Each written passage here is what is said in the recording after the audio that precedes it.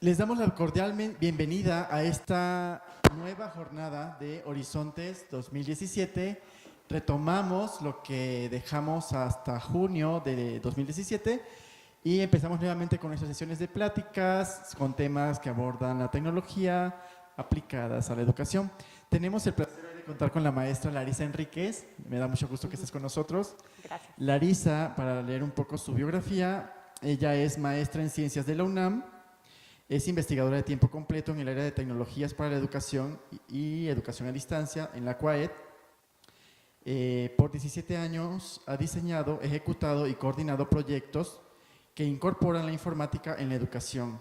Las líneas de investigación en las que actualmente se centra son enseñanza abierta y a distancia, megauniversidades y educación no formal y aprendizaje autónomo, fundado en 2014, y el Laboratorio de Aprendizaje Autónomo. Es autora de artículos de investigación y difusión, capítulos de libros, revistas y boletines informativos.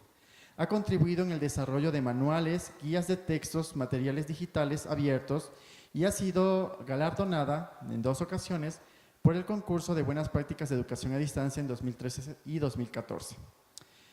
Convocados por Iber Virtual con los trabajos Nuevos Modelos de Educación Abierta y Ser Puma, Construcción de la Identidad Universitaria en el SUAYET. En 2016, en el proyecto M-Learning en Ciencias, fue seleccionado por el Programa de Tecnologías para la Educación Superior, convocado por Hewlett Packard. Además, acabas de regresar de una estancia, de un sabático que hiciste en la British Columbia, Columbia, sí, en Canadá. Y bueno, el escenario es tuyo. También ustedes pueden participar. Ya ves que lo que hacemos aquí es más que todo un diálogo. Si tienen preguntas, si tienen comentarios, pues también podemos participar, ¿no? Adelante, Larisa, bienvenida. Un aplauso, por favor. Gracias. Bueno, pues yo les agradezco que estén aquí a mediodía, en un día nublado, que la lluvia nos amenaza en cualquier momento. Entonces agradezco que estén aquí. Agradezco mucho al doctor Francisco Ramas la invitación para poder platicar con ustedes acerca de cómo promover el aprendizaje autónomo con apoyo de tecnologías de información y comunicación, ¿no? Y como ya comentaba Francisco, en los últimos años he estado trabajando como línea de investigación el área de aprendizaje autónomo, ¿no? Creo que, ¿sí? Creo que es una capacidad que debemos de impulsar y de promover cada vez más entre nuestros estudiantes. Yo considero que si siempre como profesores hemos pensado que nuestros estudiantes, la mejor formación que les podemos dar es que una vez que salgan de la carrera, una vez que se enfrenten al mundo real, tengan las habilidades, los conocimientos, la capacidad de enfrentarse precisamente a esos problemas. Si siempre lo hemos pensado, hoy en día, en un mundo tan adverso, tan cambiante que tenemos, donde rápidamente se modifican las maneras en las que trabajamos, las formas en las que nos comunicamos, los ambientes en los que estamos socializando y haciendo diferentes actividades, con mucho más razón tenemos que apoyar a nuestros estudiantes en una formación de esas habilidades que les den la posibilidad de estar ajustándose y adaptándose a nuevos cambios, ¿no? Y eso lo van a poder hacer en la medida en la que sean conscientes los estudiantes de qué saben, cómo aprenden, qué no saben. Y esa reflexión crítica les va a ser el primer paso para poder tomar decisiones en cómo tendrían que solucionar un problema, ¿no? Entonces, ya que lo pusimos, vamos a ver si funciona. Pues no funciona. Acá. No, claro. Tampoco. No. Ahí está. Entonces, como decía Francisco, sí, por favor, en cualquier momento que me quieran preguntar algo, interrumpir, con toda confianza. Creo que es mucho más rico también tener una conversación a que nada más sea algo como muy expositivo, ¿no? Y haciendo una reflexión, ¿qué tipo de cosas, qué tipo de situaciones nos enfrentamos cotidianamente con nuestros estudiantes, ¿no? Algunas de estas ustedes han identificado con los estudiantes, con sus estudiantes, y por ejemplo, cuando ellos quieren aprender los alumnos elaboran un plan de estudio para cumplirlo en un tiempo determinado, organizan grupos de estudio, los estudiantes, organizan la revisión de materiales de acuerdo a la complejidad y profundidad que tienen estos materiales, y entonces empiezan a identificar, bueno, empiezo por lo más fácil o empiezo por lo más complicado, empiezo por lo que ya más o menos sé o todavía no. Buscan materiales complementarios a los que como profesores les sugerimos a los estudiantes para de esa manera estar profundizando en las temáticas. Seleccionan únicamente las materias a las que les podrán dedicar tiempo. ¿Cuántas veces no nos encontramos con estudiantes que de repente a mitad del semestre dicen, voy a abandonar la materia, es que metí 8 materias y la verdad es que no puedo con ellas y ya y entonces voy a dejar 4. De 8 a 4 hay un cambio importante, ¿no? Entonces cuando nuestros estudiantes tuvieron que haber hecho un plan de estudio para ver si lo pueden cumplir en tiempo y cubrir esas 8 materias, pues algo falló, si es que están abandonando la mitad, ¿no? ¿Alguna de estas situaciones les suena? ¿Alguna de estas cosas las aplican sus estudiantes o no las aplican? Bueno, pues yo estoy estaba hace todavía un año en la etapa de estudiante. Ajá. Entonces, muchas veces como alumno tienes tanta carga de trabajo porque pues obviamente todas las materias son importantes y cada profesor considera que su materia es la más importante, claro. Entonces, a veces nosotros tenemos mucha carga de trabajo, pero siempre como que vamos dejando las cosas a que lleguen al punto en el que ya no las podemos solucionar tan rápido como quisiéramos. Y en vez de hacer todo esto, lo evitamos totalmente y hacemos a como caiga. Yo en mi experiencia personal puedo decir que casi ninguno de esos puntos que están ahí lo hice. Vamos por cada una de las materias viendo qué nos sirve, qué no nos sirve. A veces estudiamos para los exámenes nada más y no tomamos en cuenta que pues el aprendizaje es día a día, ¿no? Y que ahora tenemos las cosas más fáciles porque podemos buscar en internet rapidísimo, sacar lo que necesitamos, leerlo, incluso hasta en clase poder estar utilizando la información que podemos descargar. Sin embargo, no lo hacemos, principalmente los grupos de estudio.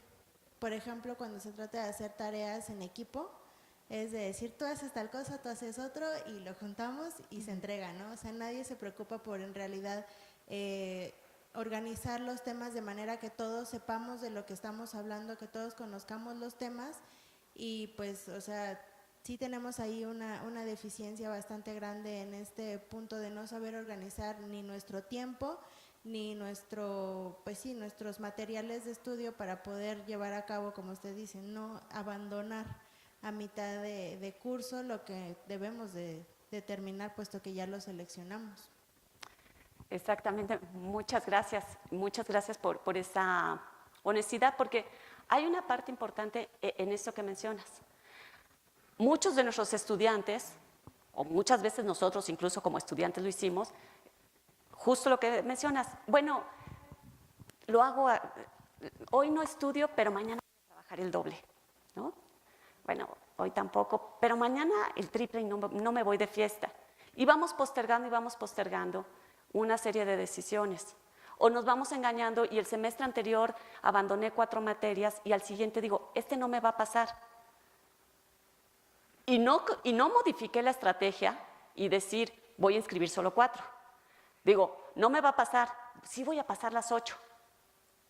Y otra vez, no tengo tiempo, trabajo, tengo que ir además a mis otras clases, a otras actividades. Y vuelvo a abandonar 4. Entonces sí me volvió a pasar. Y ese pequeño puntito de realmente ser, ¿qué hace la diferencia entre una cosa y otra? El ser honestos con nosotros mismos. No tienen que ser honestos con el profesor y decirle, hoy de verdad, ya no. O sea, bueno, sí tienen que ser honestos con el profesor, pues ya me están regañando.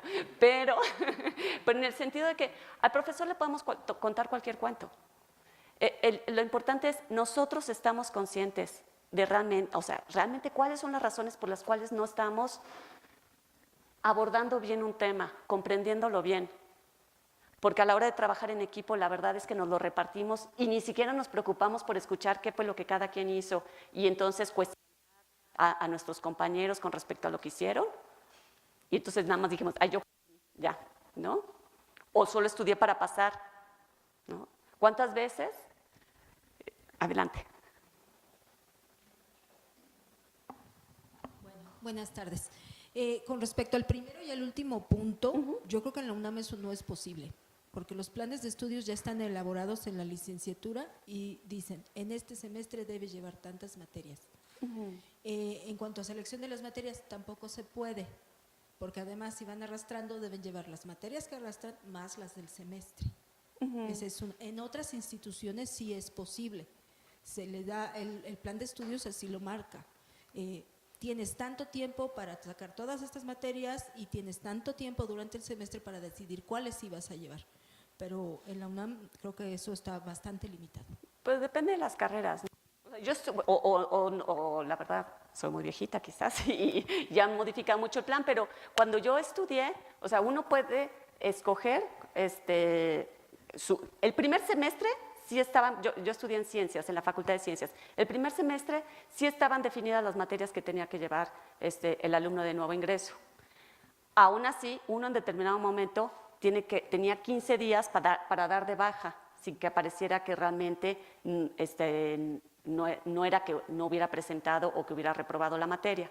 Y ya para el resto de los semestres, uno podía inscribir las materias que quisiera.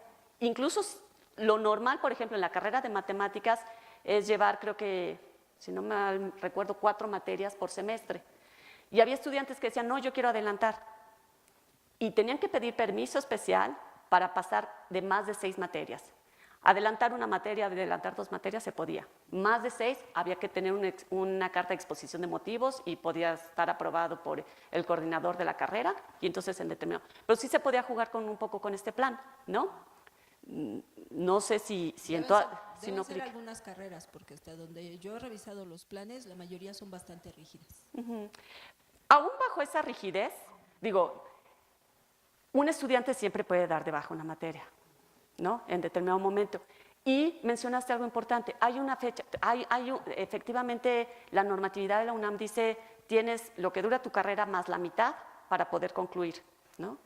Bueno, ahí es donde tenemos que enmarcarnos para poder hacer un plan de estudio, ¿no? Incluso ser lo suficientemente honestos con nosotros para decir, ¿puedo estudiar una carrera o no puedo estudiar una carrera?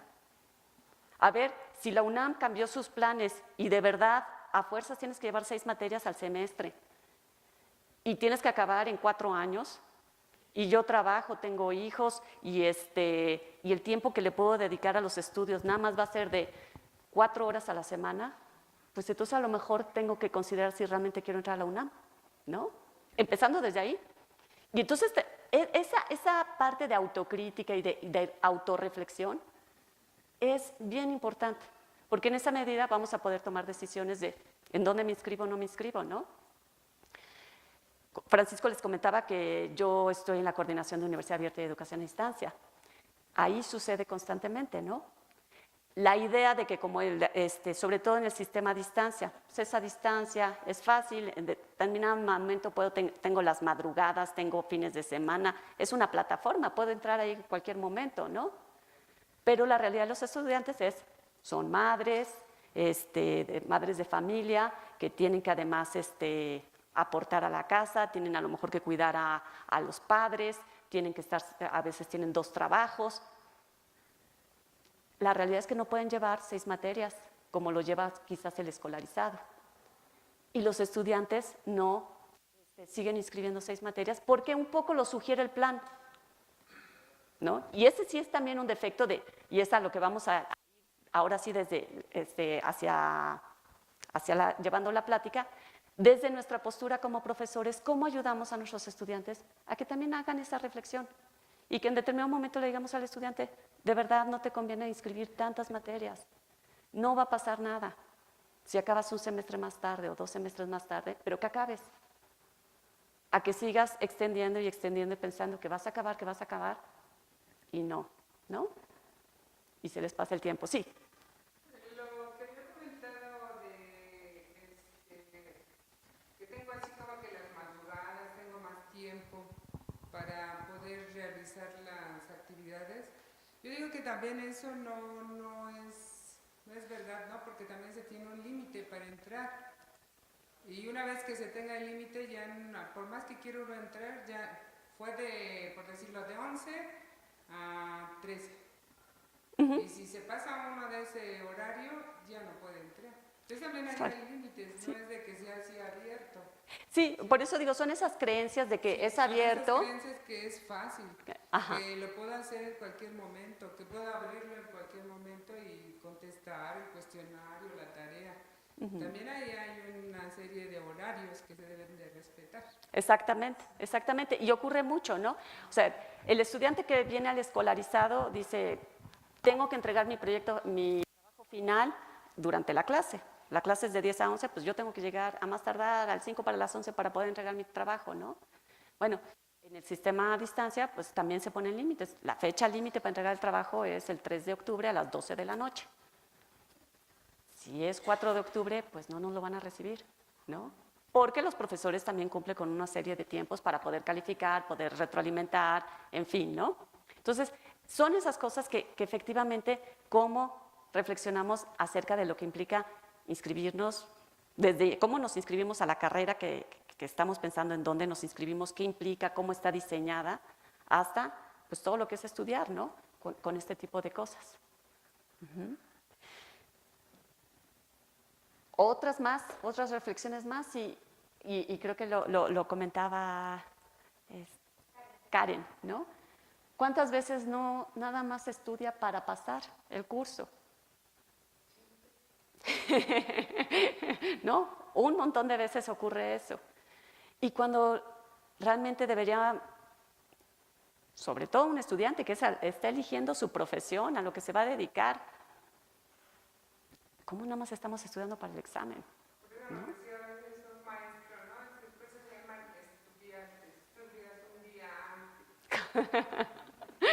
Sí, exacto. ¿No? Utilizan herramientas y técnicas de estudio adicionales a las requeridas en el curso, modifican el plan de estudio en virtud del progreso que obtienen. Esto mismo que comentábamos, ¿no? No me sirvió la estrategia. Yo pensé que sí, con mis 2 horas libres lo iba a poder lograr. Pues no. Entonces, ¿qué tan dispuesto estoy a decir, ok, menos materias, o voy a trabajar de otra forma, me reúno realmente con compañeros que me expliquen, o me acerco más al profesor? ¿Qué hago? ¿No? ¿Qué tanto modifico mis propias prácticas de aprendizaje como estudiante, o qué tanto modifican nuestros estudiantes sus prácticas en virtud de mejorar precisamente ese aprendizaje que obtienen, ¿no? Y si revisan las actividades antes de darlas, ¿cuántas veces no les entregamos algo y de verdad leíste lo que me entregaste? Está mal redactado, tiene faltas de ortografía, no hay una secuencia, se ve que hiciste un copy-paste tal cual y que no hay ni siquiera un hilo. ¿De verdad revisaste lo que entregaste? Y son ese tipo de cosas que más allá de, o sea, por supuesto son esos hábitos como estudiantes que nos van a ayudar mucho en nuestra carrera, pero además nos van a ayudar mucho en una manera personal de reflexionar, ¿no? Sobre nuestro proceso de aprendizaje, sobre la manera en la que aprendemos. A lo mejor no la manera en la que mi mejor amiga estudia y le va bien, es la misma manera que a mí me sirve, ¿no? Y yo veo que ella se sienta hasta atrás, ni toma apuntes y saca 10. Y yo llego y por más que anoto, nomás no sale nada. Pues a lo mejor tendría que modificar, ¿no? La manera en la que estudio. Salud. Entonces, ese tipo de reflexiones, de habilidades, por otro lado, de estrategias, todas ellas envuelven lo que es la parte de la definición del aprendizaje autónomo. Es una capacidad mediante la cual un individuo toma conciencia de su manera de aprender, ¿no? Ya no es nada más preocuparse por aprender la materia en la que estoy inscrito o por algo que me interesa aprender, ni siquiera algo académico, ¿no? A lo mejor siempre he tenido ganas de aprender a hacer bonsáis y entonces no es nada más aprender a hacer bonsái, sino también qué conciencia tengo sobre la manera que me motiva para estudiar eso, para quererlo aprender. Estoy en una carrera porque mis papás quieren que estudie, porque, pues la verdad, a lo mejor así consigo una beca, porque, pues porque la verdad no sé qué hacer mientras me caso, ¿no? ¿Cuáles son los motivos que me están llevando a estudiar? Porque entonces, pues también, con base en eso, también las decisiones que tomamos, pues hay que hacerlas de la mejor manera, ¿no? Si es por darle gusto a alguien, pues entonces a lo mejor hasta me busco la carrera más fácil que tenga que ser, ¿no? No me complico la vida, si es que además no quiero confrontar a esa persona. En fin, o sea, esta parte de ser consciente de estos procesos cognitivos y socioafectivos. Y muchas veces, ahora pasa que hay tenemos estudiantes que están convencidos de que quieren ser abogados, pero hay una materia que de verdad les choca. Sin embargo, ¿cómo encuentran esos aspectos socioafectivos que de verdad les van a ayudar a por lo menos ponerle un poquito de interés, ¿no? ¿Qué tiene que reflexionar el estudiante para poder tomar iniciativa con respecto a eso? El aprendizaje autónomo tiene que ver con la planeación, el control y la regulación y la evaluación personal. Por ejemplo, les mencionaba esta parte de los procesos cognitivos y socioafectivos. Y eso se refiere a la capacidad que tiene el estudiante para emprender acciones encaminadas. ¿De verdad qué tanto estoy motivado? Oye, es que sí quiero hacer... La verdad es que no entendí bien el problema. Vamos a preguntarle al profesor. Ay, no, qué flojera. Hasta ahí llegó mi iniciativa, hasta ahí. Es que está muy lejos. Pues entonces, de verdad, no hay tanto interés, ¿no? Sé honesto y entonces no te preocupa realmente aprender eso. ¿O sí? ¿Y qué estás dispuesto a hacer para ello? Y entonces, ¿cuáles son las acciones para poder emprender? De verdad no entiendo. Voy a buscar al profesor, voy a buscar a mis amigos, voy a buscar a expertos, a otros profesores, porque a lo mejor con mi profesor no, la manera en la que nos comunicamos no fluye. ¿De qué otra manera? ¿Qué más estoy dispuesta a hacer para poder entender lo que no estoy entendiendo? Entonces, implica la iniciativa tener claridad del tema, de los objetivos, los alcances e impacto, la identificación de necesidades y opciones para abordar el tema y valorar esas posibilidades, ¿no? En esto que comentábamos desde elegir una carrera. ¿Cuáles son las posibilidades que tengo? ¿Qué opciones tengo? ¿Quiénes más dan la carrera? ¿Cuál es el plan de estudios? ¿Cómo se trabaja?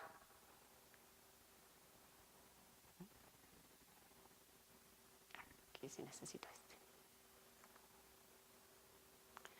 La planeación, bueno, pues como su nombre lo señala, pues tiene que ver con esa identificación y organización de las actividades que debo de realizar.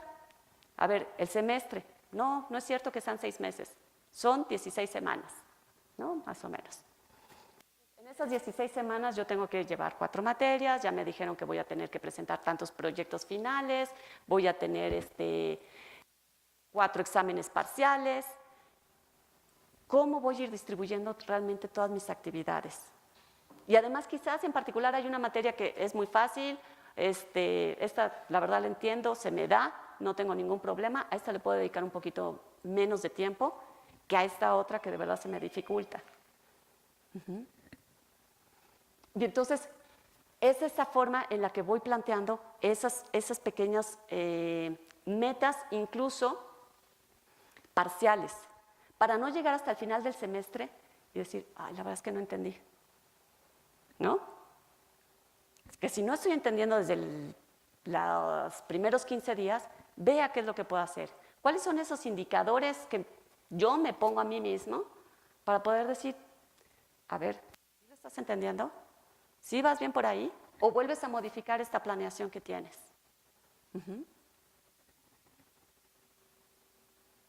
Y esto tiene que ver con esta parte de control y regulación. En la medida en que como estudiante tengo esta posibilidad, yo tengo el control de mí, de mis acciones, para poder aprender. Entonces, ¿cómo regulo esas acciones? ¿Cuándo le pongo más velocidad? ¿Cuándo le pongo menos velocidad?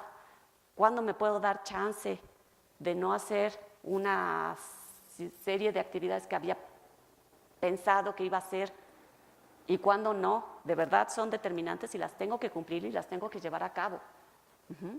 Esa es la parte de control y regulación que sería deseable también en una persona que trabaja de una manera más autónoma.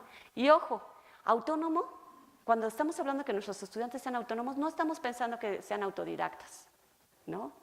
No estamos pensando que nuestra función como profesor no va la vamos delegando o la vamos dejando, ¿no? Porque autodidacta es el que aprende por sí solo. Y autonomía tiene que ver con esto que estamos viendo, ¿no? Esta conciencia de cómo aprendo, qué necesito, en qué soy bueno, qué estrategias me sirven, cuáles no me ayudan, qué cosas siempre me motivan, cuáles me desmotivan.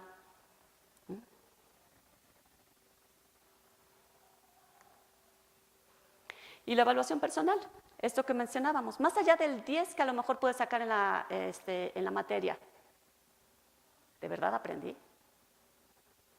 Porque a veces pues salimos así, ¿no? Salimos con un 10 y si nos preguntan, pues sí, no.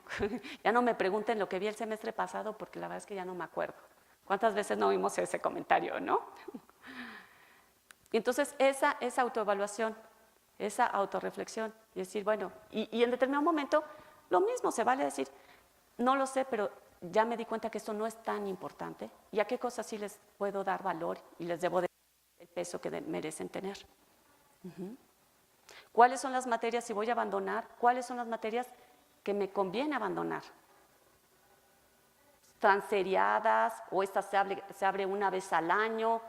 ¿Qué implicaciones tiene todas las decisiones que voy tomando con respecto a ese proceso de aprendizaje?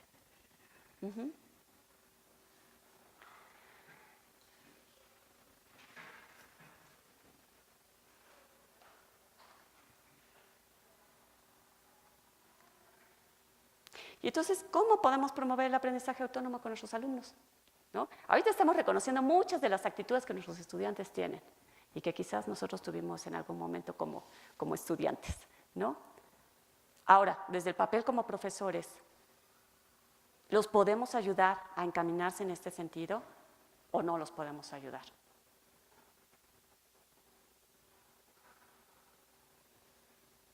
Pues nosotros quisiéramos ayudarlos, pero luego a veces también hay carga de trabajo en el sentido en el sentido de trabajo que en el caso de nosotros que yo estoy en odontología y a veces hay hoy son como unos 38 alumnos y somos 2 profesores.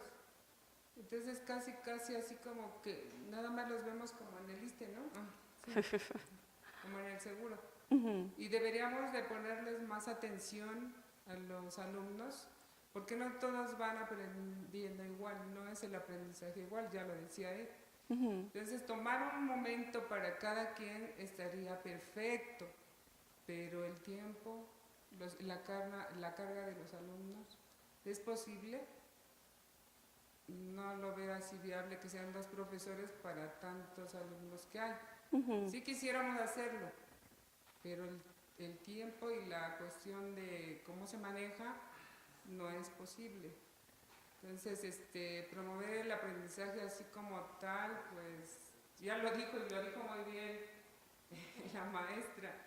Lo dijo completito, ¿no? Cuando yo estuve como alumna, pues no, todo eso que pasó no lo hice, no lo planeé, ni siquiera sabía si iba a lograrlo, ¿no? Entonces estamos igual ahora con los alumnos. Sí me gustaría a mí saber cómo poderlos ayudar en ese sentido. Ok. Nada más que, pues a lo mejor la forma de del plan, de cómo estamos estructurados en la escuela, no sé si sea posible. De acuerdo.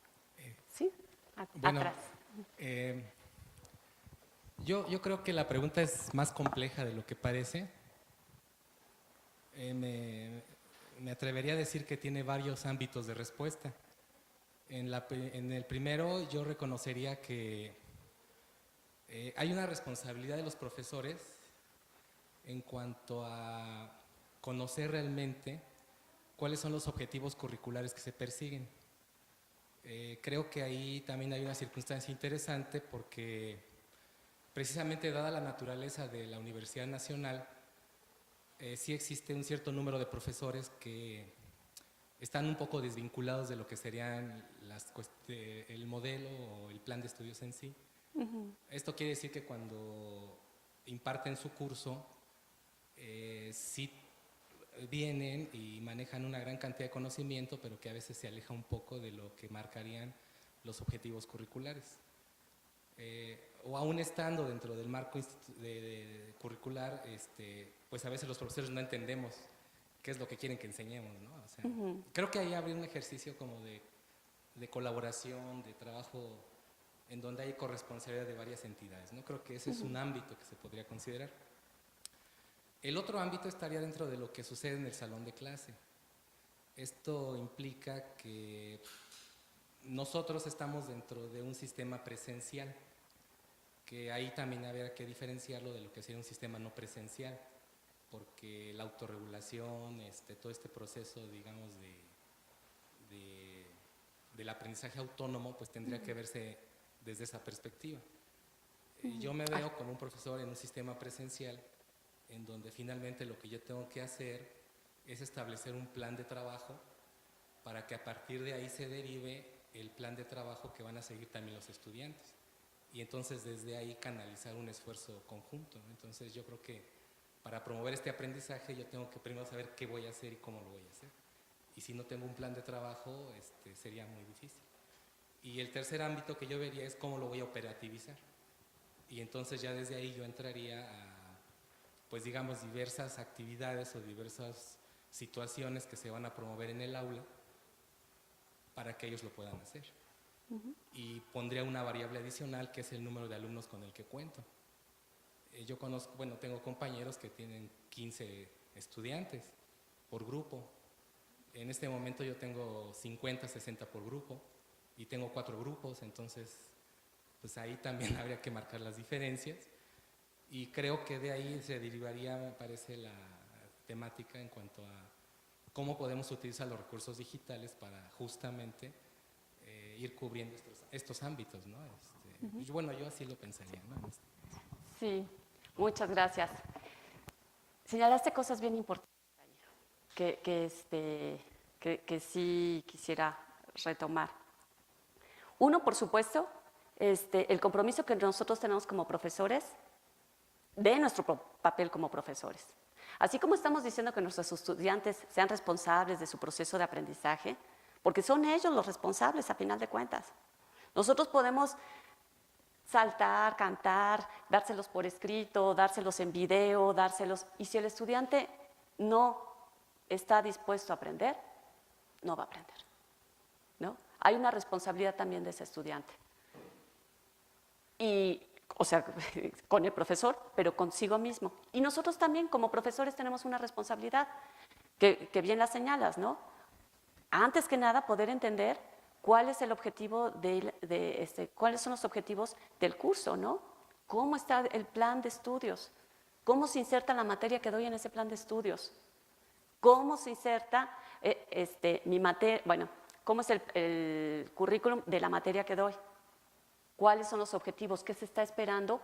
Y qué, ahora sí, en mi plan, ¿con qué como profesor me va a sentir satisfecho de que mis estudiantes aprendan? ¿Qué me tienen que demostrar?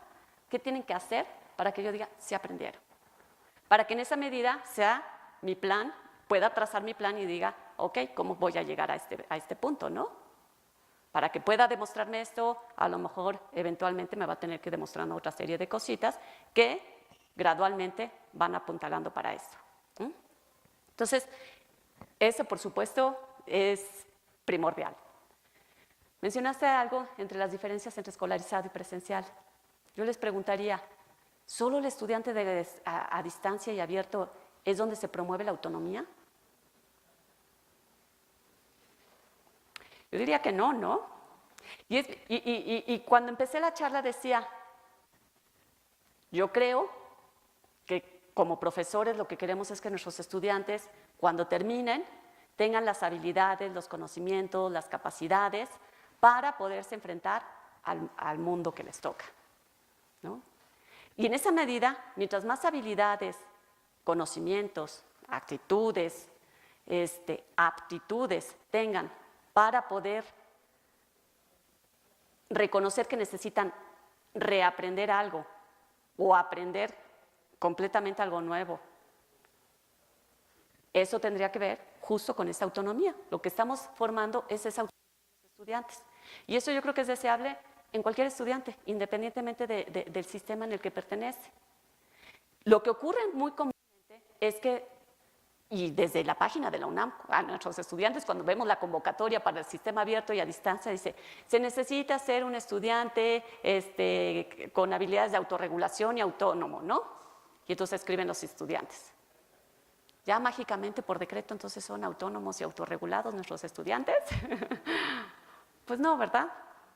Y no, y muy probablemente no, por el sistema educativo que venimos arrastrando siempre, donde no se promueve justo este tipo de reflexión, de responsabilidad, de autocrítica, de planeación, de organización, de solución de problemas, de control de un proceso, etc., etc., etc., ¿no? Y entonces es muy fácil que no seamos autorregulados y que no seamos autónomos. Pero entonces sí, ¿qué podemos hacer? ¿No? Mencionaban la cantidad de estudiantes. Yo creo que hay muchas estrategias que se pueden hacer porque si se fijan, el promover, y ahorita vamos a entrar en detalle, el promover el aprendizaje autónomo no quiere decir que tengamos que dar una asesoría personalizada a cada uno de nuestros estudiantes, sino cómo los provocamos. La idea es cómo provocarlos para que hagan esa reflexión interna. En realidad va hacia ese sentido. ¿Qué tipo de estrategias vamos a utilizar para que ahora sí, como decimos comúnmente, les caiga el 20? Déjenme platicarles de un proyecto que hemos estado participando, un proyecto PAPIT donde hemos estado participando el doctor Ramas y una servidora, de una estrategia de enseñanza que inició en Japón. Y lo empezó una profesora que se encontró ante esta problemática y decía, ahora los modelos de enseñanza dicen que todo tiene que estar centrado en el estudiante y que entonces cómo ayudamos para atender de una manera un poco más personal a los estudiantes. Es decir, yo tengo salones de 250 estudiantes. ¿Cómo escucho a todos mis estudiantes? ¿Cómo van a saber que los estoy escuchando? Y entonces diseñó una estrategia en base, con apoyo de unas tarjetas y una estrategia basada en modelo de argumentación. Y entonces a través de la argumentación y de la provocación y de generar una discusión entre el estudiante, pero además que lo dieran por escrito, ella empezó a poder escuchar o leer a sus estudiantes. Y empezar a identificar, ok, y apoyándose con un grupo de estudiantes guía, ¿no? Porque sí, efectivamente 250 profesores, aunque le den 250 tarjetas, pues no las puede leer, ¿no? Entonces, ayudándose con un grupo de estudiantes, empezar a identificar, ok, ¿cuáles son las grandes pendientes? ¿Qué es lo que no están entendiendo los estudiantes? ¿Cuáles son los puntos importantes de esta discusión, en esta argumentación que están dando? ¿Cuáles son los argumentos a favor? ¿Cuáles son los argumentos en contra? Y de esa manera empezar a promover más la participación de los estudiantes. Nosotros dijimos, vamos a llevarlo al sistema abierto y a distancia. Sobre todo en el abierto veíamos, los chicos vienen a asesorías, o los no tan chicos, ¿no? Hay mucha gente que es su segunda carrera. Entonces vienen a las asesorías. Ojo, se llaman asesorías. Los estudiantes deberían de venir con preguntas. Los estudiantes vienen a sentarse a que les den una clase, ¿no? Entonces el profesor dice, pues si no prepararon, nadie pregunta nada, medio doy una clase. Si estamos hablando que el semestre es de 16 semanas, las asesorías, que es una vez a la semana, pues se reducen, ¿no? O sea, tenemos 16 asesorías, no 16 semanas de clase. Entonces, no puede ser que en 16 clases se cubra todo un temario. Si los estudiantes no están haciendo su tarea de hacer las guías, de hacer las lecturas, de hacer todo lo que les corresponde y llegar a la clase con dudas, no hay manera que se pueda cubrir el temario. Entonces empezamos a utilizar esta misma estrategia de la doctora Maquino y ha funcionado bastante bien.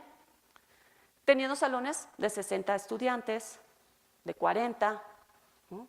Y donde entonces los estudiantes, al final, varios de ellos, decían, esta misma estrategia ya la estoy usando yo solito, en mis otras materias. No importa que el profesor no use la estrategia, yo ya me la aplico a mí mismo, ¿no? Ese brinco, eso tiene que ver con autonomía. Con esa identificación de que esa estrategia les ayudó a ser mejores estudiantes, a priorizar las lecturas que tenían que hacer, a cuestionarse sobre las lecturas y no leer así nada más como de corridita. Ah, sí, ya la leí, ¿no? O ya entregué el resumen. No, porque en el momento que tienen que defender una postura, buscar todos los argumentos a favor, todos los argumentos en contra, empiezan a cuestionarse y empiezan a surgirles muchas dudas. Y todos los estudiantes vienen con dudas a las asesorías. Entonces, es un ejemplo de que se pueden utilizar estrategias que provoquen a los estudiantes en lo que les está. Y por supuesto, están estrategias de enseñanza, están estrategias de aprendizaje, que esas deberíamos de considerar cuando hacemos nuestra planeación, justamente. ¿De qué elementos me ayudo para provocar a los estudiantes? Que se interesen en el tema. Aunque a veces, yo alguna vez tuve un maestro que llegó así casi en la primera clase tachándonos a todos de que éramos inútiles, que no íbamos a servir para nada, que pues casi ya nos diéramos de baja. Curiosamente, después de unas semanas, todos en el grupo habíamos platicado y a todos nos pegó en el orgullo. Entonces dijimos, le voy a demostrar que sí sé, le voy a demostrar que sí puedo. Y fue su estrategia entrar muy duro las primeras 3 semanas y después ahí estábamos todos trabajando muy bien, estudiando, llevándonos bien con el profesor y todo, pero hay distintas estrategias que provoquen en diferentes sentidos. No digo que esta sea muy bonita, ¿verdad? Pero de repente sirve a cada quien y las tiene que saber uno usar, ¿no?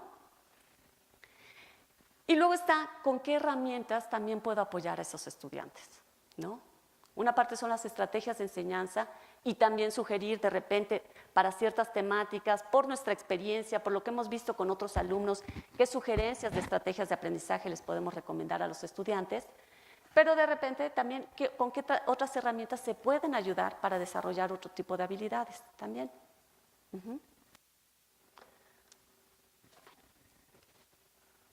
Sí, pues ya estoy aquí con la computadora.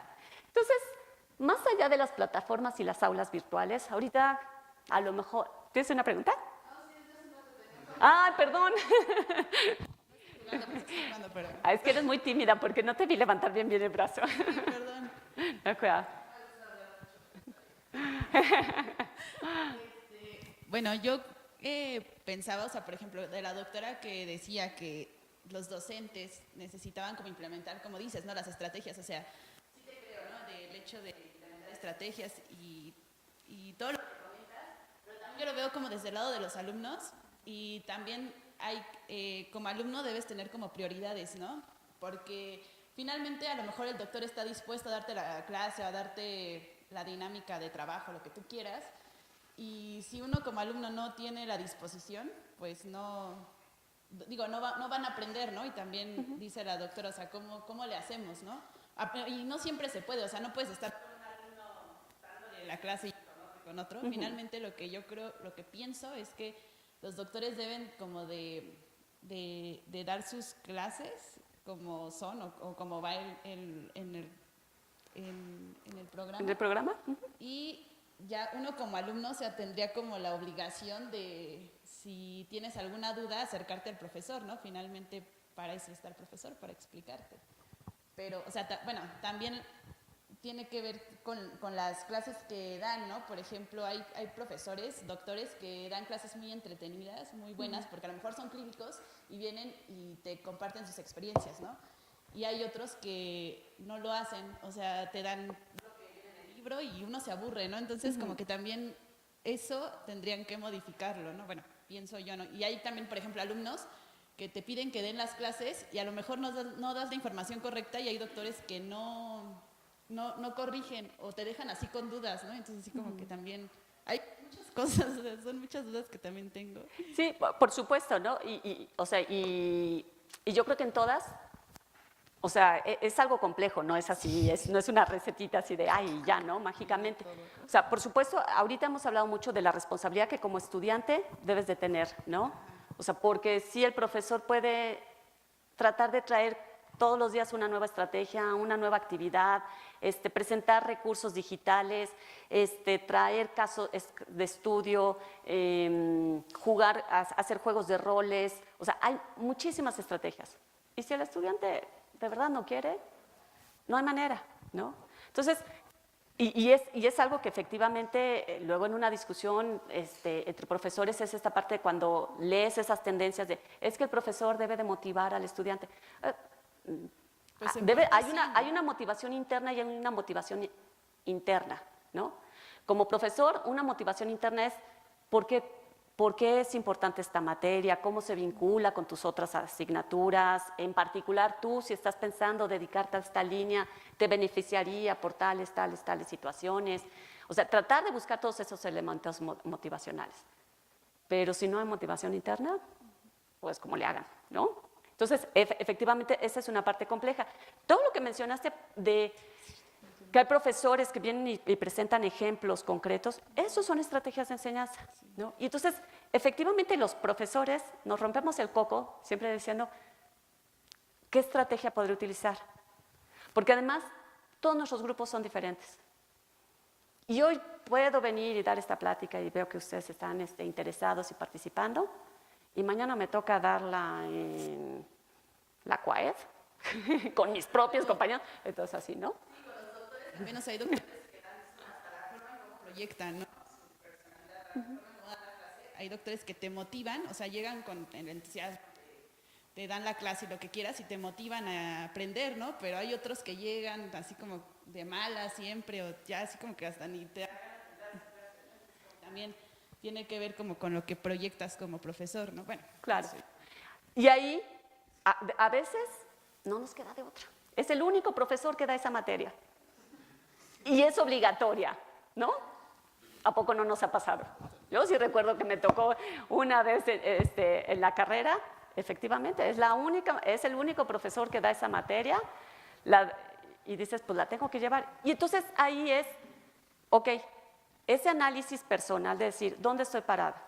Tengo que llevar la materia, no me gusta, ¿qué hago? ¿Qué hago para que se me haga lo menos pesado posible? ¿No? Le digo a alguien de mis mejores amigos que nos metamos juntos a la materia, o le inscribo, pero realmente no vengo a todas las clases, estudio por mi cuenta y llego nada más a preguntar las dudas, o de plano me presento para el extraordinario, ¿no? Y me preparo yo solo y entonces ahora sí va solito, ¿no? Quizás, bueno, con todos los otros recursos y otras redes que podrías apoyarte, ¿no? Pero ahí, aún en esos casos, también nosotros tenemos una responsabilidad y no podemos decir, fue culpa del profesor porque da muy mal su materia, ¿no?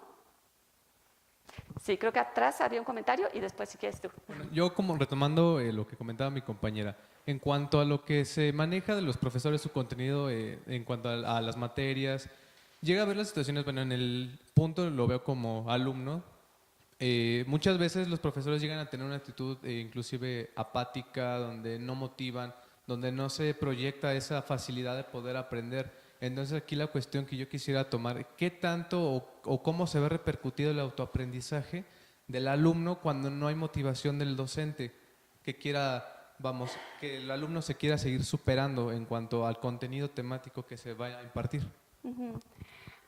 Yo ahí te diría, yo creo que hay muchas opciones, ¿no?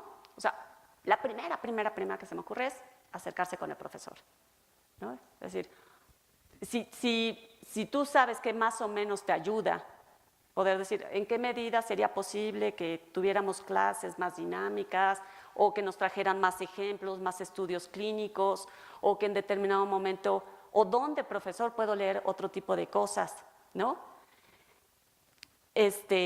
Un poco para también, a veces como profesores también creemos que esta materia la he dado durante 10 años. Nunca ningún alumno me había dicho nada. Apenas tú me lo estás diciendo. Entonces, ok, voy a reflexionar y voy a ver cómo lo cambio. A veces como profesores agradecemos que también los estudiantes se acerquen y nos digan, oye, no podemos hacer otro tipo de dinámica. Esa sería una, ¿no? Otro, o sea, lo mismo que comentaba, ¿no? Si de ahí no estamos encontrando una solución, entonces, afortunadamente, hoy en día, sí tenemos muchísimos recursos, y ahorita vamos a entrar, que nos pueden ayudar a darle un poquito la vuelta, ¿no? Y entonces, ¿cómo nos preparamos? Y ahí es donde empieza a jugar tu parte de autonomía, ¿no? Es decir, a ver, ¿cuáles son los objetivos del programa? ¿Cuáles son los libros que están sugiriendo? Más o menos ya vi. Ok, ¿dónde? ¿Qué recursos me apoyo? ¿Qué otros profesores aquí mismo dan esa materia? ¿Cuáles de mis compañeros o a quién conozco que ya la llevó? Ah, no está aquí en FES Zaragoza, a lo mejor está en Iztacala, a lo mejor está en CEU. Ah, pues a lo mejor hay una red de, no sé, de la materia de tecnología 1, ¿no? Entonces, empezar a buscar una serie de recursos para poder, más allá del profesor, poder sacar nuestra materia. Porque ahí el principal preocupado somos nosotros, ¿no? Bueno, mi comentario era justo sobre eso, sobre los recursos. Que esa es la que tienen, bueno, de cuando yo fui estudiante ahora, lo veo. O sea, hoy los medios y la internet te abren el conocimiento a muchas cosas, pero depende de la iniciativa que tengas para buscar las cosas y la curiosidad que tengas para buscarla.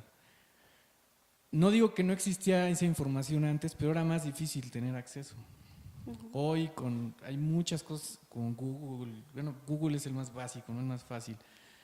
Hay redes, plataformas, portales, etcétera, etcétera, que pueden servir a los estudiantes y que la tienen a la mano así como si nada, en 5 minutos, ¿no? Antes eso era muy difícil. O sea, hace 20 años, cuando iba yo en la prepa, ni siquiera con trabajos ni email tenía, ¿no? Entonces, tenía un email que muy de vez en cuando utilizaba, ¿no? Y por ejemplo, yo lo veo con mis hijos. Mi hija, bueno, tengo una hija, fui papá muy joven, tengo una hija que acaba de entrar a la universidad.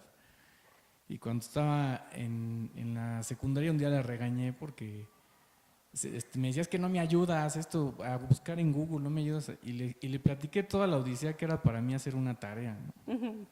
Tenía que ir a la biblioteca, hacerlo a máquina, si lo hacía mal con corrector, no tenía internet, y volverlo a entregar y que te lo rebotara el maestro y volverlo a hacer, ¿no? Hoy eso lo hacen en 5 minutos en su casa conectándose a internet. Y bueno, es más, yo creo a lo mucho irás a la esquina, si es que no tienes impresora, a imprimirlo. Pero ahí mismo tú lo ves en la computadora, lo vuelves a corregir, puedes buscar otras fuentes. O sea, creo que hoy tienen muchos medios y muchos recursos los estudiantes, los chavos, para acceder a información y no conformarse a lo que les diga el maestro que es. Bueno, creo, o lo veo ahora, a estas alturas de la vida, lo veo así.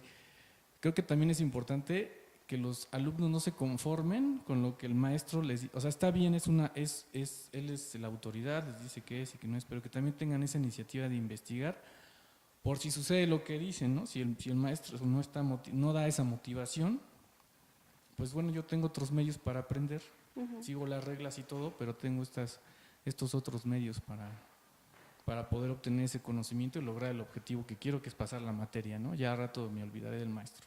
También tuve maestros muy malos y nefastos. Tuvimos muy buenos. Afortunadamente pude pasar de esos nefastos, pero sí me dieron varios dolores de cabeza. Y la verdad es que hoy tienes muchos medios para poder obtener ese conocimiento. Muchas gracias. Adelante. Hola, ¿qué tal? Bueno, mi comentario es en cuanto justamente cuando leí el título de la charla, dije, está muy interesante, ¿no? Pero ahorita que estaba viendo las diapositivas como tal, dije, ¿por qué no deberían de estar aquí los alumnos? Esto es para ellos, justamente para romper ese esquema que es que el maestro, mira nada más en qué fachas viene, ¿no? O sea, no me agrada físicamente, no me cae bien y entonces, pues a la goma la materia, ¿no? Exacto. O sea, todos los maestros somos personas comunes y corrientes, ¿no? Que tenemos errores, tenemos virtudes, ¿no? Y podemos cometer muchos errores, sobre todo a la hora de estar dando clase, precisamente porque a lo mejor no preparamos bien la clase, pues porque no tenemos las habilidades de una oratoria o cosas de esas, ¿no? Pero finalmente, ahorita recordando los malos maestros, ¿sí? Yo aprendí mucho de mis malos maestros, son de los que más aprendí, justamente porque decía, con este señor no estoy aprendiendo nada, ¿qué voy a hacer? Y ese ¿qué voy a hacer? Es desplazarte, preguntar, entrar. Este maestro falta mucho. Pero mi otra sección sí tiene clases y está dando la misma materia. Pues yo me metía así y ni siquiera le pedía permiso al maestro, simplemente me veía ahí y se acabó. ¿Sí? ¿Por qué? Porque yo decía, no voy a aprender absolutamente nada si me quedo aquí esperando a mi maestro que sé que no va a llegar, ¿no? Entonces yo creo que justamente ahí está la autonomía y la autonomía del aprendizaje, ¿no? Exactamente. Y justamente por eso dije, ¿por qué no están aquí los alumnos? Esto deberían de estar aprendiendo ellos. Y dije, como pues doy una clase en donde les tengo que repartir a veces muchos temas y luego ando investigando a ver qué tema está de boga para que les llame la atención, para que tengan ganas de investigar. Y dije, perfecto, este tema se los voy a encargar para la próxima clase, ¿no? Aprendizaje autónomo. A ver, investiguen todo lo que es de aprendizaje autónomo. Y me parece perfecto, pero qué gusto sería, ¿no? Que esto mismo lo pudieran ver otros profesores, ¿no? Más profesores de los que estamos aquí, y sobre todo los alumnos, para romper justamente ese esquema que tenemos de la escuela tradicional, ¿no? Y que es tradición en nuestro México querido, ¿no? Y romper esos esquemas justamente. Muchas gracias. No, ¿de qué? Gracias. Bueno, pues yo quería hacer otro comentario. Creo que con respecto a esta parte que mucho se menciona de que el profesor es el que tiene que motivar a los alumnos, creo que esa parte debería de ser más bien de los alumnos. Tu motivación como estudiante es precisamente estar en la escuela, llegar a terminar una carrera, ser un profesional en el área que gustes y mandes, ¿no? Pero no es responsabilidad del profesor motivarte como alumno, más bien tú eres el que debería de motivar al profesor, porque muchas veces llegan a dar clase con todas las ganas y nosotros los apachurramos porque somos los que estamos así de, ¿es en serio? ¿Iba a dar eso? Qué aburrido. Pero ¿cómo se le ocurre venir a hacer esos chistes tan malos? O sea, nosotros somos a veces los que tenemos la mala actitud hacia los profesores. Yo concuerdo mucho con esta parte que dicen de los malos profesores. Sí son malos profesores, pero también concuerdo con la opinión que nos acaba de dar la profesora hace un ratito. De esos malos profesores es de los que hay que aprender, de los que vienen, bueno, más bien nosotros llegamos a ellos, a sus clases con la mejor actitud y ellos son los que nos dan para abajo, pues ahí es en donde nosotros tenemos la oportunidad de aprender y de ganar muchísimo más porque nos estamos esforzando realmente por un conocimiento que no está llegando y te lo están dando así, tal cual en la mano, ¿no? Sí la tenemos muy fácil, como mencionaban algunos otros comentarios, de que pues ahorita, como mencionaba hace rato, en el internet, ¿no? Te metes con tu celular, descargas la información que necesitas y pues ya.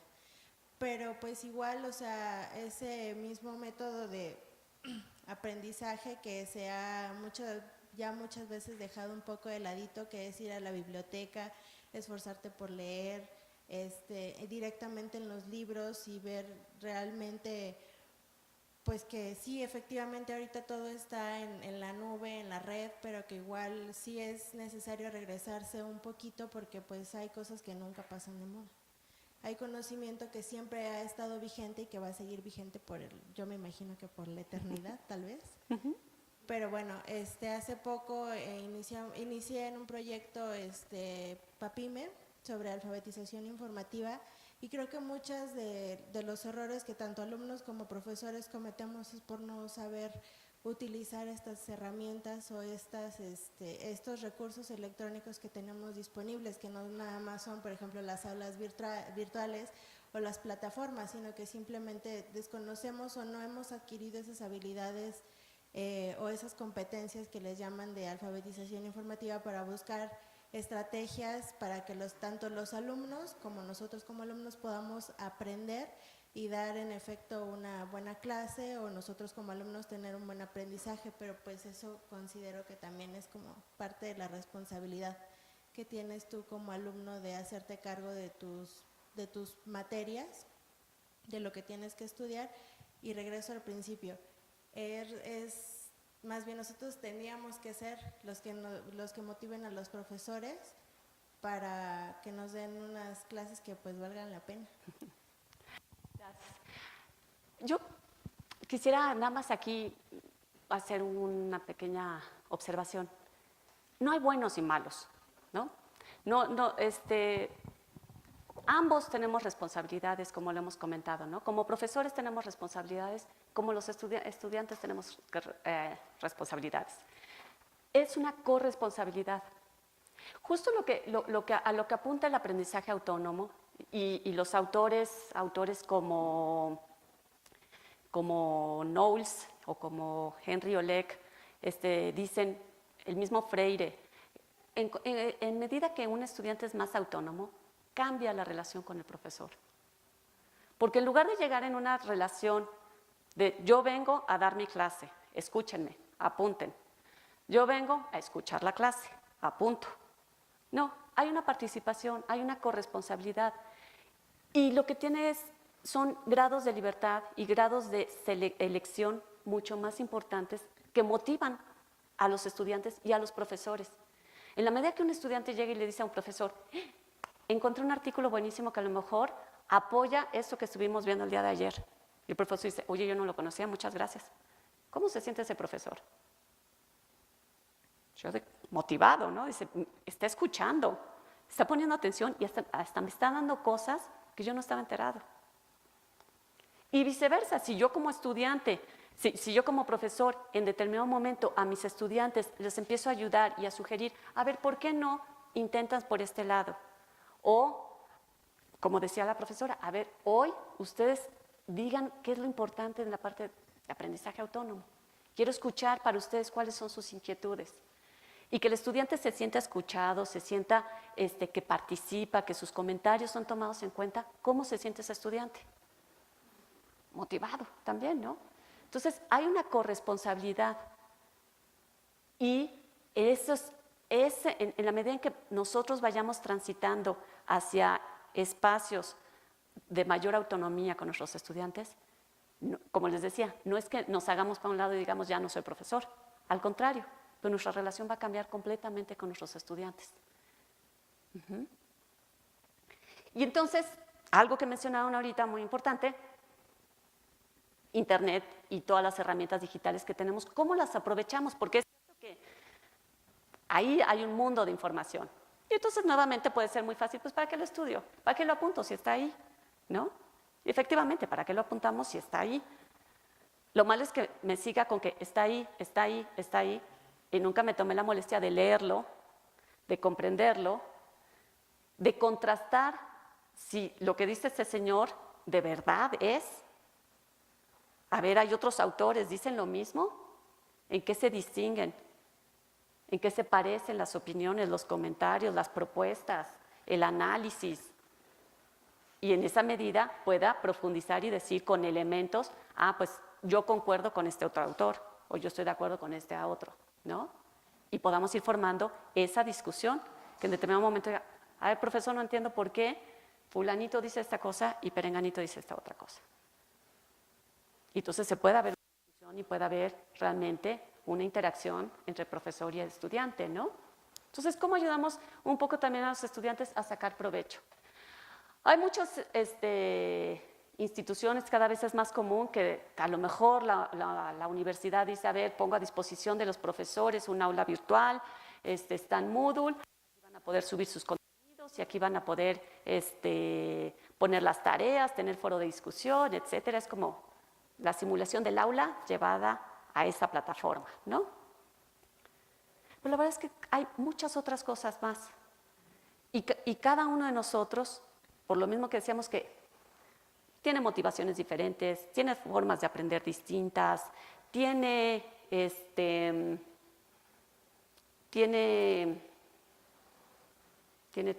habilidades diferentes también, ¿no? Y intereses digitales diferentes también.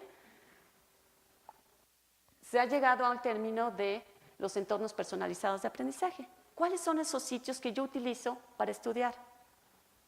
Me voy siempre al Wikipedia, voy al Rincón del Vago, o voy a la página a la revista Nature en línea, o ¿dónde estudio? Y cada uno de ustedes seguramente tiene una serie de herramientas con las que normalmente estudia o que normalmente consulta información. Ahora, Internet no es nada más consultar información. Y hacernos un ambiente personalizado de aprendizaje nos puede ayudar a hacer muchas otras cosas más. Cuando nosotros estábamos hablando de lo que era el aprendizaje autónomo, hablábamos de cuatro características, ¿no? Estábamos hablando de esta iniciativa, de la planeación y la organización, de la regulación, ¿no? Y el control, y de la autoevaluación. Entonces, esta me lo voy a saltar. Digo, ya más o menos platiqué de qué se trata.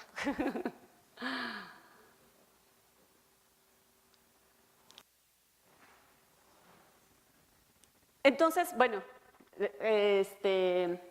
lo que les decía, cada quien utiliza una serie de herramientas por propios objetivos. Igual muchas veces aprendemos algo que ni siquiera es de la escuela, ¿no? O sea, que tenemos lo que decíamos, quiero hacer bonsai. Seguro hay un tutorial de cómo hacer bonsáis en internet, ¿no? Ya me dijeron que sí. Entonces, voy, lo busco y veo qué material debo de tener, puedo identificar dónde lo consigo.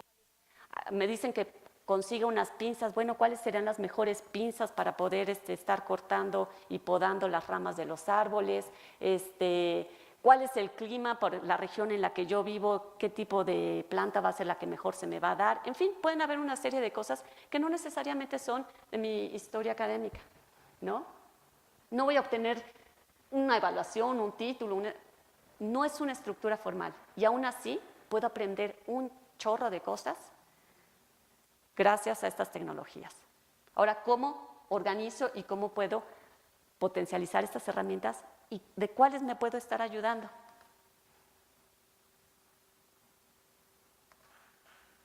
Entonces, yo les quiero presentar unas breves. Hay muchísimas herramientas, pero algunas que a mí personalmente me funcionan y que y les paso el tip, ¿no? Nosotros estábamos hablando de lo que es la organización, ¿no? Y luego estuvimos hablando del trabajo en equipo. Entonces, está esta herramienta que se llama Asana. A ver si quedó aquí la liga. Acá lo tengo. Más que aquí sí necesito ver.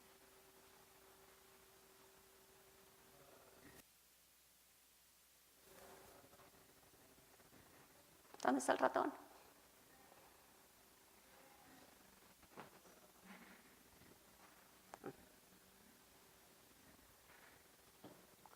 Aquí sí se abrió, ya no se abrió.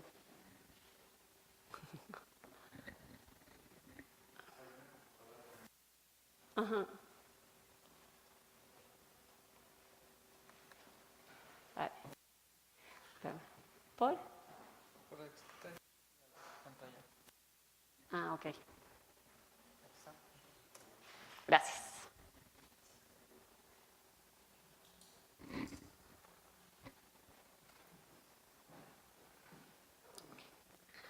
Asana es una herramienta sencillita que me ayuda a hacer una planeación. Hacer una planeación y decir, a ver, yo tengo diferentes proyectos, ¿no? Entonces, por ejemplo, aquí tengo un proyecto que se llama DDS, uno que se llama investigación UBC, doctorado, cuestionario. Y entonces, para cada uno de esos proyectos, yo puedo decir quiénes están participando en ese proyecto. Entonces, bueno, a lo mejor son mis materias y puedo tener aquí las materias y en determinado momento, cuáles son las actividades que tengo importantes, ¿no? Cuáles son las tareas que tengo que entregar, cuándo son los exámenes y poder marcar aquí esas fechas importantes para tenerlas en el calendario, pero además en determinado momento hay actividades que dependen unas de otras. Si estoy trabajando, o sea, si voy a entregar mi trabajo final sobre, pues no sé, ¿sobre qué se les ocurre? No, ahorita, sobre los bonsáis, otra vez. Bien, si voy a hacer ese trabajo final, a lo mejor primero tuve que averiguar todo esto que yo estaba entregando. Mi trabajo final es, entrega tu árbol, ¿no? Bueno, antes de eso, pues tuve que pasar por todo lo que estuvimos comentando. Entonces, cada una de esas mini tareas yo la puedo estar agendando y entonces de esa manera puedo estar viendo los pendientes que tengo, tener comunicaciones. Lo que pasa es que aquí no tengo muchas actividades registradas, pero bueno, tengo aquí mi calendario. Puedo tener las personas que participan en este proyecto para que compartamos ese calendario, pero además que les manden notificaciones. Oye, tú tenías que haber comprado las pinzas para que podamos estar haciendo la poda del bonsái, ¿no? Si no me han traído las pinzas, no podemos hacer la poda, ¿no? Entonces, ese tipo de cosas que empiezan a delegar tareas hacia el resto del equipo. Y de esa manera, cuando trabajamos en equipo, podemos tener esa organización. Y si no, no necesariamente, o sea, les decía, puede ser de trabajo en equipo o pueden ser cosas personales. Y entonces, en esa manera personal, estar poniendo cuáles son, ahora sí, cuál es la ruta crítica por la que yo tengo que estar pasando. Déjame ver. A ver. Y aquí Francisco va a ver mi calendario. Trabajar en el primer capítulo, esbozo del libro, ¿no? Calendarización de los profesores. Entonces puedo tener toda la planeación y puedo estar agregando cada tarea y si esas tareas depende una de otra, ¿no? Y de esa forma, esta misma parte que teníamos, a ver, cuando hago la reflexión, pues no es nada más para estudiar el día del examen. Antes de estudiar antes del examen, si en el examen van a preguntar A, B, C, D, ¿cómo distribuyo estudiar esos 4 temas en las 2 semanas que faltan de aquí para el examen? A lo mejor hasta quiero buscar si hay un examen para simular y que me ayude a preparar y probarme a mí mismo. Pues voy a buscar. Entonces, para tal fecha tengo que haber a ponerme yo misma la prueba y entonces de esa forma saber que estoy lista para presentarme el examen, ¿no? Y de esa manera puedo organizar una serie de actividades. Entonces, esa es una herramienta. Y, por supuesto, comparten, se puede compartir con la gente que quieren compartir cada uno de los proyectos que tienen ahí registrados. Otra herramienta es Mendeley. ¿Conocen Mendeley? Es una librería, es biblioteca personal de lectura. Entonces yo puedo ir subiendo todas las lecturas y también las puedo tener clasificadas. Déjenme, aquí me voy. Puedo empezar a generar mis carpetas y en las carpetas pues tenerlas o por cursos o por temáticas. Digo, ahí cada quien buscaría su criterio de clasificación, pero entonces ya tengo lecturas para cada una de mis materias. No nada más me da las lecturas, o sea, no nada más subo las lecturas ahí. Tengo la posibilidad de agregarles comentarios o sea, además de que visualizo Además de que puedo visualizar el documento, yo puedo ponerle notas al documento, puedo hacer subrayados, puedo poner mensajes, si es que además hay bibliotecas o carpetas que también las puedo estar compartiendo con un equipo. Entonces, si estamos trabajando en un proyecto de investigación, varios compañeros, ahí podemos subir todas las lecturas, sobre esas lecturas vamos poniendo anotaciones y vamos, no es para trabajar un documento, que esa sería la diferencia, por ejemplo, con Google Drive, ¿no? Aquí es para tener anotaciones sobre las lecturas y a lo mejor yo puedo subrayar algo y decir, a ver, esta nota es importante. Incluso puedo poner mensajes de un resumen de lo que fue la lectura, ¿no? A veces cuando leemos tantos libros, no me acuerdo si aquí tengo alguna nota, a veces cuando tenemos tantos libros, ya ni nos acordamos quién había dicho qué, ¿no? O varios artículos. Y entonces podemos ahí poner una notita, nada más para que podamos identificarlo fácilmente, esa lectura, ¿no? Entonces ahí puedo estar agregando mis notitas. También, un poco como lo que se hace con PDF, con el Acrobat, ¿no? Pero, nuevamente, esto lo puedo compartir. Y algo que también es muy bonito de Mendeley es que tiene toda la parte de citación. Entonces, ¿cómo se tiene que citar un artículo?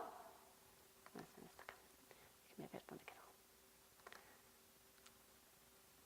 Pam, pam, pam, pam. ¿Dónde está? Aquí puedo ver las notas que ya había puesto, si es que tengo notas. Y puedo también tener las citas, el modelo de citas de esas lecturas. Si además Mendeley yo lo sincronizo con Word, en el momento en el que en un documento de Word yo hago, o sea, yo menciono la referencia, me inserta tal cual la referencia, ¿no? Y entonces ahí sí ya no nos tenemos que estar peleando con que si es el modelo APA 5 o el APA 6 es el actualizado o no es el actualizado. Entonces todo ese modelo de citación y de referencia académica lo incluye Mendeley, ¿no? ¿Qué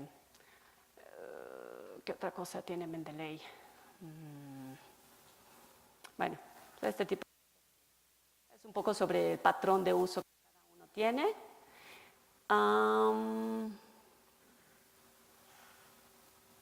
Y tiene esta parte, si se dieron cuenta al inicio, que es como una parte de red social. A la gente que yo le comparto ciertas carpetas, también podemos tener esta cosa tipo Facebook, donde podemos estar teniendo comentarios alrededor del proyecto de investigación que se esté trabajando. Entonces, no es nada más ya te compartir la lectura. Oye, de esta lectura a lo mejor vale la pena hacer un resumen de las primeras 3 páginas y entonces pueden quedar ahí los posts, ¿no? Entonces, todas esas publicaciones pueden quedar y se genera una comunicación que además se queda ahí.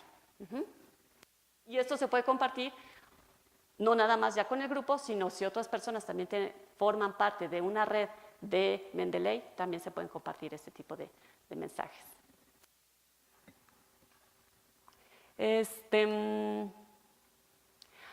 Luego hay una parte de recursos. Recursos, justo lo que estábamos comentando. ¿Qué pasa cuando no le entiendo al profesor? No es resulta que en el programa no está una materia que a mí sí me gustaría que se diera o no se profundiza de la manera en la que me gustaría que se profundizara este curso. Entonces, hay muchos recursos libres que se pueden utilizar, hay muchos cursos en línea. Este es uno, Khan Academy. Déjenme dejar Khan Academy al final. Ahorita les voy a decir por qué. Uno es Coursera. Coursera es una organización. ¿Han oído hablar de Coursera? Una organización que reúne a diferentes universidades de todo el mundo y estas universidades en el afán de decir, pues sí, abramos el conocimiento y compartamos y extendámoslo a aquellas personas que no pueden ir a la universidad, generar cursos que están abiertos, en línea, gratuitos y podemos tomarlos en el momento que queramos. La UNAM participa en Coursera, tiene un montón de cursos. Incluso estos que ven con el mismo logotipo, es porque si tomo todos esos, puedo obtener una especialización, ¿no? Si se va, o sea, puede ser totalmente gratuito y ya, nadie me va a dar un certificado, nadie me va a dar, es nada más por el gusto de aprender y yo estoy convencida de que hice las tareas, aprendí, me comprometí hasta donde yo quise comprometerme, o en caso de que quiera una certificación, tengo que pagar $40, ¿no?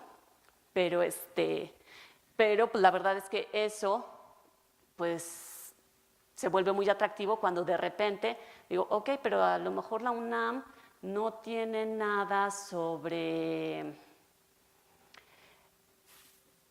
filosofía china, ¿no? A ver, mejor pongo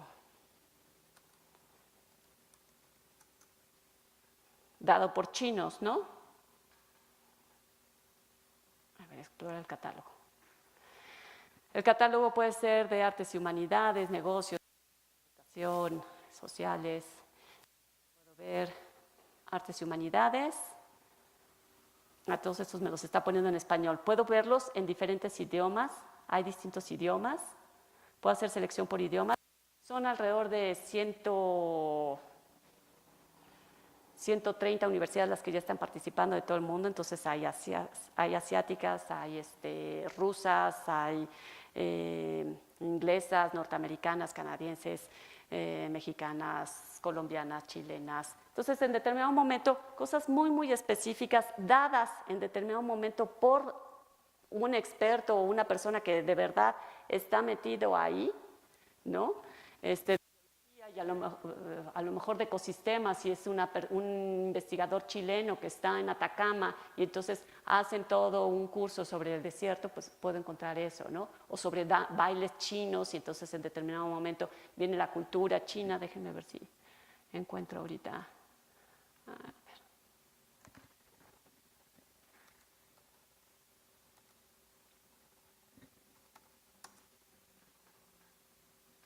Chino, aquí están en chino, ¿no? Desde cómo aprender chino, introducción a los clásicos de la filosofía china, la medicina tradicional y la cultura china, en fin, ¿no? Entonces, puedo encontrar de 1000 cosas. Como Coursera, hay otras 20,000 plataformas. Está una que se llama edX, la liderean el MIT y Harvard, ¿no? Y Harvard.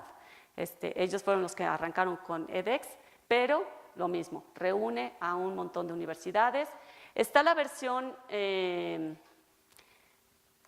como de plataforma iberoamericana que se llama Miriada X. La UNAM también participa aquí con un curso que de hecho pronto se va a abrir y sí le hago más propaganda. Pero hago más propaganda porque lo diseñamos justo, o sea, si bien está abierto a todo el mundo, lo hicimos para la comunidad Swayed, ¿no? Estudiantes que viven en la Sierra de Oaxaca y que tienen que pasar un examen de comprensión de lectura de inglés. ¿Dónde estudian inglés? ¿No? Entonces, este curso lo hizo el CELE justo para poder apoyar a la comunidad Swayed. Si además beneficia al resto del mundo, qué bueno. Pero nuestra principal preocupación fue cómo apoyamos a la comunidad Swayed, ¿no? Y se va a abrir pronto, o sea, sí, es que yo me puedo seguir hablando, entonces sí, dime. Ok, entonces esos son recursos. Y les decía que Khan Academy lo quería dejar al final, porque Khan Academy tiene una cosa muy interesante. Todos estos cursos están diseñados por módulos normalmente de 4 o 5 semanas, que le dedique 5 o 6 horas al día, que diga 5 o 6 horas a la semana. Sí, no. Entonces, muchas veces la evaluación es evaluación por pares, en fin, hay un modelito que se ha ido aplicando en este diseño de cursos. Khan Academy es diferente. Khan Academy son cursos, son modulitos, pero que están promoviendo justo trayectorias personales de aprendizaje. Y que entonces si de repente yo digo, es que yo lo que quiero, a lo mejor a lo mejor no debía de haber entrado por mí. A lo mejor lo que yo quiero aprender es cálculo. Déjenme abro otro Khan Academy aquí. Pero entonces resulta que cuando empiezo a ver qué es lo que se necesita para cálculo, pues es que todavía traigo muy, mi álgebra todavía está bastante flojita. Y entonces en realidad todavía tengo que empezar por otro tipo de cursos. Y con Khan Academy yo puedo empezar a trazar esa trayectoria, decir, a ver, primero va álgebra 1, luego álgebra 2, de ahí me voy a pasar a cálculo diferencial y después a cálculo diferencial integral, ¿no? Y entonces puedo ir generando esa trayectoria de aprendizaje. Khan Academy está diseñado justo para esa autogestión y que en determinado momento, si el sistema te va arrojando una serie de actividades o de retos, si no cumples con los retos, te dice, te sugiero que te vayas a tal curso, porque todavía estás un poquito débil en esta parte. Y entonces te sugiere esos cursos, tú sabes si los tomas o no los tomas. Pero entonces esas trayectorias personales, nuevamente es como esta parte que decíamos, ese control y esa autorregulación. Ya tuve la claridad de decir, quiero estudiar esto, cuáles son los temas, el caminito que tengo que seguir, pero si mi caminito lo voy a tener que volver a trazar porque me di cuenta que no, necesitaba todavía irme un poquito más para atrás, no pasa nada. Pero Khan Academy va trazando esos trayectos personales. Como profesores, ustedes también pueden llegar y trazar trayectorias para sus diferentes estudiantes. Si tengo estudiantes que van mucho más avanzados, si es el que se está aburriendo porque, pues porque él ya esto ya lo vio, ¿no? Ok, pues le puedo hacer una sugerencia de contenidos a ese estudiante y para aquel estudiante que le está costando mucho trabajo le puedo hacer otra sugerencia y le puedo trazar una trayectoria. Entonces, o lo puedo delegar un poco en el sistema, si yo entro como individuo único a Khan Academy porque yo quiero aprender cierta cosa, o como profesor yo puedo generar un ambiente de aprendizaje en Khan Academy para mis estudiantes y que cada quien tenga ese espacio individual de trabajo. Khan Academy está una versión en español. El señor Slim se ha preocupado y se ha dado la tarea de estar traduciendo los distintos materiales que están en Khan Academy. Y entonces hay de diferentes temas, ¿no? Hay de matemáticas, pero no nada más hay de matemáticas. Inició con nada más de matemáticas, pero si se fijan, hay de física, de química orgánica, biología, medicina y salud, ingeniería eléctrica, cosmología y astronomía, ¿no? Computación, etc., etc. Y eso va creciendo, ¿no? Son de estas redes, estas comunidades que además van creciendo en la medida que expertos dicen, yo quiero contribuir y yo también quiero poner mis contenidos ahí. Ya me voy a callar porque si no...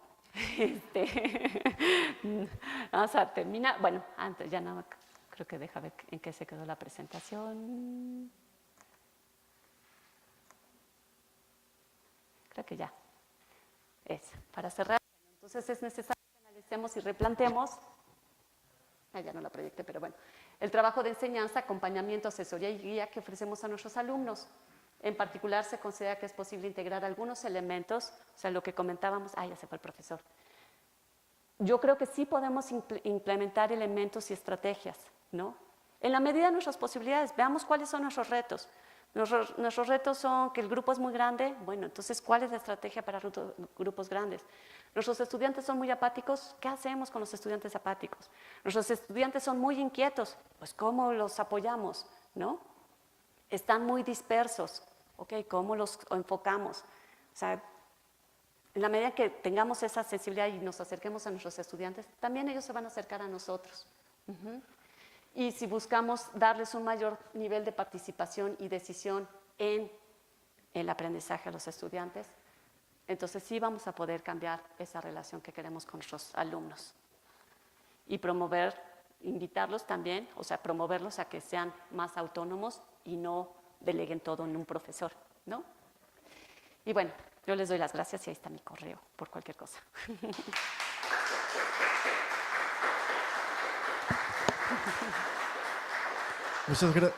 Muchas gracias, Larisa. La verdad, es un placer escucharte. Ya hemos venido trabajando hace tiempo. También eres muy modesta porque hay que decir que en el 2013, cuando inicia la UNAM con Coursera, uno de los 3 primeros MOOC que salieron fue de Larisa. Precisamente fue sobre uso de tecnología, ¿no? Tecnología y educación. Sí, entonces, pues se nota pues el entusiasmo que tienes en el trabajo de la incorporación de tecnologías para mejorar las prácticas en el aula. Tienes muchísima experiencia, como nos has mostrado aquí en esta plática. Yo creo que también podríamos aprovechar toda la vasta experiencia que tiene y abusar un poco de tu confianza. Y si tenemos alguna duda o algún comentario o queremos impartir o formar parte de algo de lo que estás haciendo, pues también pues yo creo que se pueden sentir en la libertad de escribirle a su correo electrónico y pues también buscar mucha más información y aprender más. Para nosotros realmente ha sido un placer contar contigo hoy aquí. Aquí tenemos tu constancia y te damos las gracias. Muchísimas gracias. Muchas gracias. Gracias. Y para quienes nos ven por las redes, pues también participen con sus preguntas, sus comentarios, déjenos saber pues sus opiniones. También los invitamos para el siguiente mes con la plática que vamos a tener de Horizontes. Nos quedan 3 pláticas más. Y para noviembre, pues invitarlos a todos a la jornada de experiencias de TIC en el aula que vamos a tener aquí también en la FE Zaragoza. Muy buenas tardes, gracias a todos y nos vemos el próximo mes. Gracias. Gracias.